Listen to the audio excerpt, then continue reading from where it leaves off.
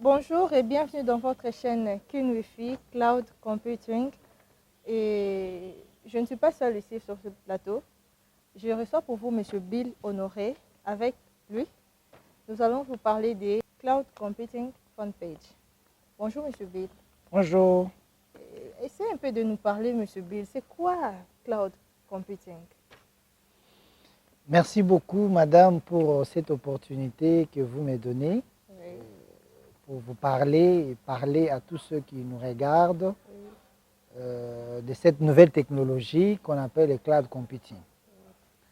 Alors, le cloud computing ici, c'est de l'informatique du nuage. C'est de l'informatique qui se trouve dans les serveurs virtuels. C'est de l'informatique omniprésente. C'est-à-dire quoi? C'est-à-dire que pour travailler, pour gérer, aujourd'hui, une entreprise sérieuse a besoin d'un ordinateur qui lui permet de gérer son entreprise.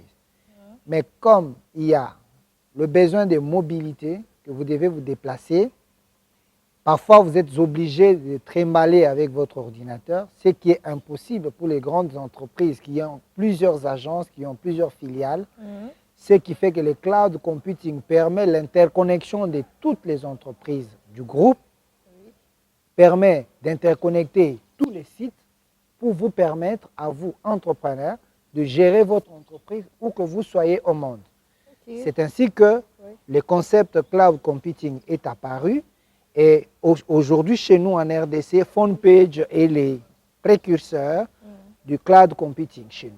Oui, M. Bill, vous nous avez, juste au début, vous nous avez parlé de cloud computing comme l'Internet dans le nuage. Ça m'a un peu bouleversé là. Expliquez-nous un peu l'Internet dans le nuage. Alors, c'est le terme qui a été approuvé par les géants de l'informatique, que ce soit IBM, que ce soit Microsoft, que ce soit tous ces gros fournisseurs, tous ces gros fabricants de l'informatique. Après avoir analysé le besoin, ils ont choisi le terme Internet des nuages. Donc, c'est pour ça que ça s'appelle le cloud. Le cloud, c'est en anglais, c'est les nuages. Pourquoi l'Internet des nuages? Parce que vous ne savez pas ce qui se passe dans les nuages. Ce qui fait que quand vous êtes dans le cloud, vous ne savez même pas où se trouvent les serveurs. Donc, mais ça permet au moins la sécurité parce que personne ne peut aller bombarder votre serveur, il ne sait même pas où ça se trouve. Donc, c'est pour ça que les spécialistes de l'informatique du monde entier ont approuvé le terme l'Internet des nuages, le cloud computing. L'informatique des nuages, c'est la 5e génération d'informatique. Merci, M. Bill. C'est quoi les avantages du cloud computing? Alors, les avantages du cloud computing, c'est l'omniprésence de vos données. Donc, quand vous avez les photos, les vidéos de votre famille, que ce soit les individus, vos bulletins, les bulletins scolaires pour vos enfants, les fiches de paye, les factures de la SNEL, les régies des eaux, et que vous vous êtes déplacé, vous êtes obligé de revenir là où vous avez classé pour les avoir. Mais quand vous les mettez dans le cloud, vous scannez tous vos documents, vous les envoyez dans le cloud, avec votre téléphone ou le téléphone du voisin, vous vous loguez, vous pouvez ressortir votre document, l'imprimer et l'utiliser. Vous pouvez ressortir votre vidéo, l'imprimer et l'utiliser. Pour les entreprises, vous trouverez par exemple un groupe qui a 11 supermarchés, 20 supermarchés. Nous qui sommes dans ce métier depuis plusieurs années, on avait le système de mettre l'intranet, mettre des antennes partout interconnectées, de telle sorte que quand la caissière est en train d'enregistrer, la direction générale peut voir que le stock a diminué d'autant, ainsi de suite. Mais ça demande une grande logistique, ça demande beaucoup de moyens. Mais le cloud fait en sorte que toutes les entreprises sont interconnectées, mais dans le nuage. Donc, vous n'avez pas besoin d'installer une grosse infrastructure, dépenser beaucoup d'argent par mois pour pouvoir accéder à vos données. C'est ça les avantages du cloud.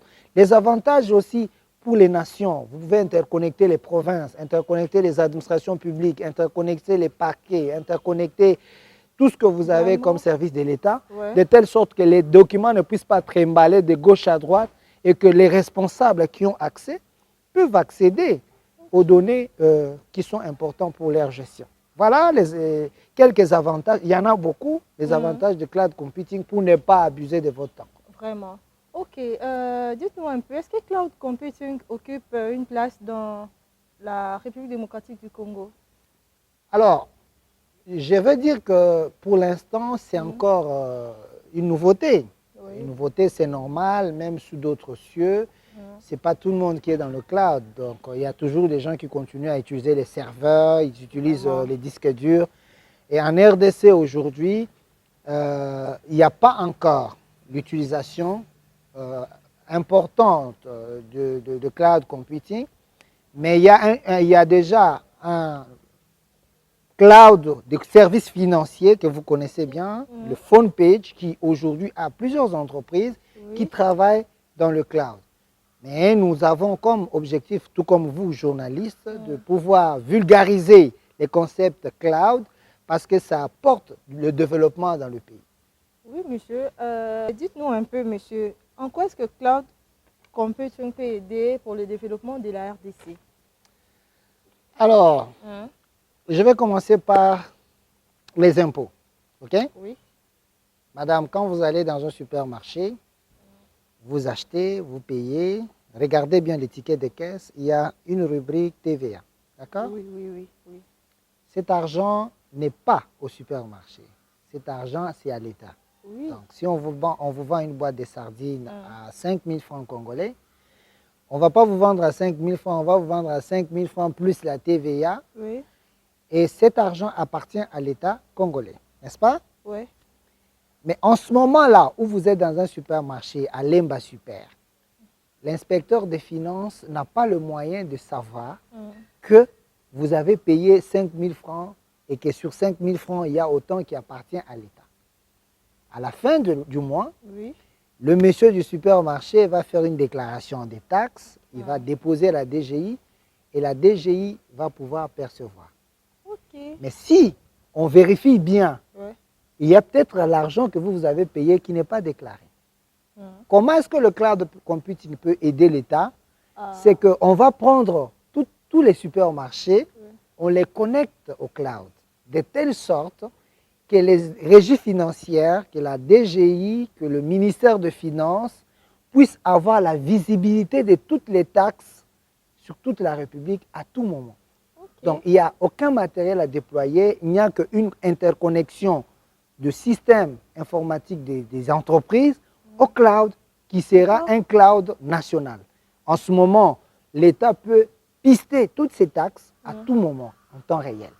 Le cloud peut aider les magistrats qui a un prévenu à Gombe, qui a été arrêté à Matete, de pouvoir pister son dossier, son casier judiciaire, regarder, voir ce monsieur-là a été arrêté pour tel problème, parce que tout se trouve dans le système. Donc, il n'y a rien qui peut échapper au contrôle. Le cloud peut aider la DGM, donc la Direction Générale des Migrations, de faire en sorte qu'une personne qui entre pas à Kasumbalesa avec un visa de 3 mois, la Direction Générale, le chancelier ici à Kinshasa puisse voir qu'il y a X personnes qui est entrée, il va faire 3 mois, et que quand il veut sortir par le Bichingobila, au-delà de 3 mois, on puisse voir, non monsieur, lui, son visa est déjà expiré, ou donner un message d'alerte pour que telle personne se visa. Donc, le cloud est obligatoire pour l'État et ça va beaucoup aider l'État à se développer, à rentabiliser, à augmenter les recettes de l'État. Donc, c'est un peu ça. D'accord, merci M. Bill Honoré. Comme nous courons derrière le temps, je profite pour vous poser une seule et une dernière question, avant qu'on se sépare bien sûr. Dites-nous un peu, M. Bill, est-ce que les autorités sont au courant du fonctionnement des cloud computing? Alors, c'est bien de me poser cette question. Comme vous savez, chez nous, l'administration, elle est très lourde. La bonne nouvelle, c'est que nous avons déjà toqué aux différentes portes. On a eu, dans le cadre de notre entreprise, PhonePage et SBS, on a été reçu à l'état-major, on a fait des réunions avec le haut commandement militaire, comment est-ce que le cloud peut aider la gestion des effectifs. On a eu des réunions au ministère des Finances pour démontrer comment le cloud peut aider. On a eu des réunions avec les conseillers numériques du chef de l'État. Et la bonne nouvelle, c'est qu'on a quand même déjà eu une réunion avec le président lui-même, avec les différents ministres, le ministre d'État, le vice-premier ministre chargé du budget, le ministre des Finances, le vice-premier ministre chargé de la Défense, le ministre de l'Économie, la dame, le ministre des Recherches scientifiques. Les différentes régies financières étaient présentes dans cette réunion. C'était une réunion de très haut niveau. Et je crois que les leaderships du président de la République, son Excellence, Monsieur le Président de la République, Félix-Antoine Tshisekedi, que je salue, que je respecte, qu'avec son leadership, l'État congolais pourra s'approprier de cette nouvelle technologie pour aider l'État à se lever, pour aider la RDC à se lancer. Donc, les autorités sont déjà au courant et ils ont même levé l'option de vulgariser la technologie. Je crois qu'avec le Parlement qui doit adopter la loi pour rendre obligatoire l'utilisation du cloud computing, je crois que dans les mois à venir, l'État congolais pourra vraiment, disons, se rattraper par rapport à ce qu'on appelle le trou ou bien l'écart numérique entre nord-sud. Voilà. Ok, merci beaucoup, M. Bill. Nous voici arrivés à la fin de notre émission. Merci de nous avoir suivis et rendez-vous prochainement. Au revoir.